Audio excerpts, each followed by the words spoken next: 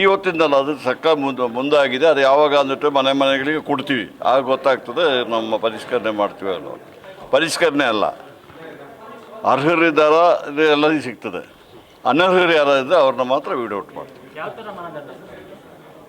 ನೋಡಿ, ಅದು ನೀವು ಫಾರ್ಮ್ ಕೊಡ್ತೀವಲ್ಲ, ಆಗ ನೀವು ನೋಡ್ಕೊಳ್ಳಿ. ಜಾತಿ ಕಾಲವನ್ನು ಸಹ ಕೇಳ್ತಾ ಇದ್ದಾರೆ ಅಂತ. ಅದ್ರಲ್ಲಿ ಏನು ತಪ್ಪಿದೆ? ಜಾತಿಗೆ ಅಂದ್ಬಿಟ್ಟು ಎಲ್ಲರಿಗೂ ಸಿಗ್ತದೆ. ನೋಡಿ, ಜಾತಿಗೆ ಅಂದ್ಬಿಟ್ಟು ಇಲ್ಲೇ ಇಲ್ಲ. ಜಾತಿ ನಾವು ಇನ್ಫಾರ್ಮೇಷನ್ ತೊಗೊಳ್ತೀವಿ ಅಷ್ಟೇ, ಅದಕ್ಕೆ ಏನಂತೆ. ನೋಡ್ರಿ, ನೀವು ನಿಜ ಕೇಳಿ, ನಿಮಗೆ ನೀವು ಮಾಜಿ ಬಂದವರು ಅನರ್ಹರಿಗೆ ಕೊಡಬೇಕಾ ಬೇಡವಾ ಅಂತ ಕೇಳ್ತೀರಾ. 1,64,00,000 ಫಲಾನುಭವಿಗಳಿದ್ದಾರೆ, ಕೊಡ್ತಾ ಇದ್ದೀವಿ ಅವರಿಗೆ. ಅದಕ್ಕೆ ಈಗ ನಾವು ಪರಿಷ್ಕರಣೆ ಏನು ಮಾಡ್ತಾ ಇಲ್ಲ. ಯಾರು ಅರ್ಹರಿದ್ದಾರೆ ಎಲ್ಲ ಕೊಡಲಿಕ್ಕೆ ಡೀಟೇಲ್ಸ್ ತಗೊಳ್ತಾ ಇದ್ದೀವಿ. ಸರ್, ನಿಮಗೆ ಯಾಕೆ ಗಾಬರಿ ಈಗ? ಹೇಳಿ ಬ್ಯಾಕ್ ಹೇಳಿ. ನೋಡಿ, ಪ್ರಣಾಳಿಕೆ ಏನು ಹೇಳಿದೀವಿ, 200 ಯೂನಿಟ್ ತನಕ ಕೊಡ್ತೀವಿ ಅಂತ ಹೇಳಿದ್ದೀವಿ. ಅದ್ರ ಬಗ್ಗೆ ಅವರೈತೆ ಕೊಡ್ತಾ ಇದ್ದೀವಿ. 1,64,00,000 ಫಲಾನುಭವಿಗಳಿಗೆ ಕೊಡ್ತಾ ಇದ್ದೀವಿ, ಅದರ ಕುಟುಂಬದವರಿಗೆ. ಇವತ್ತು ಯಾರಾದರೂ ಅನರ್ಹರಿದ್ದರೆ ಮಾತ್ರ ಅದನ್ನು ಗೊತ್ತಾಗಬೇಕಲ್ಲ.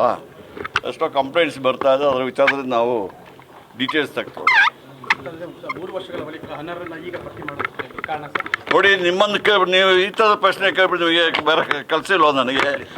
3 ವರ್ಷ ನೋಡಿ, 3 ವರ್ಷ ಆಗಲಿ 2 ವರ್ಷ ಆಗಲಿ, ಅನರ್ಹರಿದ್ದರೆ ಅವ್ರನ್ನ ತೆಗೆಯುವಂಥ ಕೆಲಸ ಸರ್ಕಾರ. ಈಗ ನಮಗೆ ಕಂಪ್ಲೇಂಟ್ಸ್ ಬರ್ತಾ ಇದೆ, ಅನರ್ಹರಿದ್ದಾರೆ ಅಂದ್ಬಿಟ್ಟು.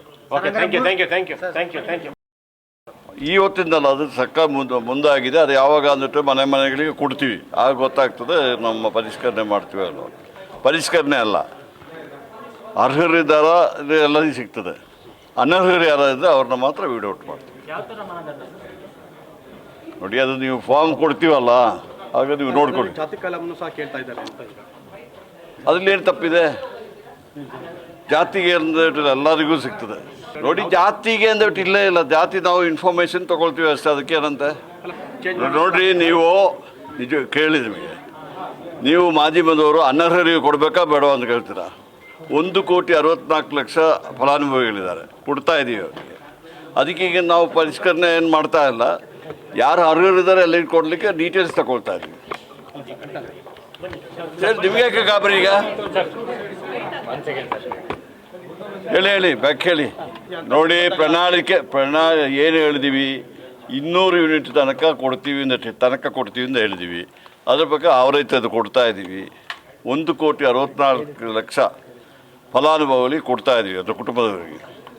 ಇವತ್ತು ಯಾರಾದರೂ ಅನರ್ಹರಿದ್ದರೆ ಮಾತ್ರ ಅದನ್ನು ಗೊತ್ತಾಗಬೇಕಲ್ಲ.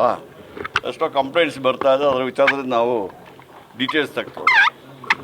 3 ವರ್ಷಗಳ ಬಳಿಕ ಅನರ್ಹರನ್ನ ಈಗ ಪಟ್ಟಿ ಮಾಡೋದಕ್ಕೆ ಕಾರಣ ನೋಡಿ, ನಿಮ್ಮನ್ನು ನೀವು ಈ ಥರದ ಪ್ರಶ್ನೆ ಕೇಳ್ಬಿಟ್ಟು ಬೇರೆ ಕಲಿಸಿಲ್ವ ನನಗೆ?